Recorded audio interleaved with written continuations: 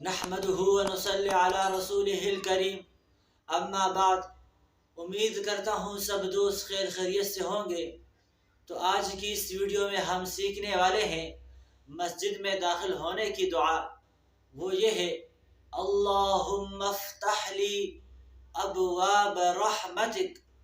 ترجمہ یہ ہے کہ یا اللہ، تو مجھ پر اپنے رحمت کے دروازے کھول دے۔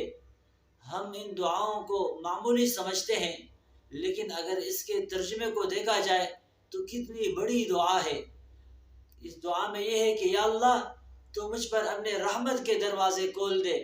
تو اگر یہ دعا اللہ کے دربار میں قبول ہو گئی، اور قبول کیوں نہیں ہوگی؟ یہ اللہ کے نبی نے ہمیں سکھایا ہے، اپنے امت کو یہ دعائیں سکھائی ہیں کہ یہ دعائیں مانگی جائے، ہر موقع پر دعا مانگی جائے۔ قبول ہونے کے لیے کوئی وقت مقرر نہیں ہے، بلکہ ہر وقت دعائیں قبول ہوتی ہے۔ تو انسان اس کی کوشش کرے کہ ہر وقت اپنے معمول میں یہ دعائیں لائے، اور ہر جگہ میں موقع کے مناسبت سے ان دعاؤں کو دہراتے رہے۔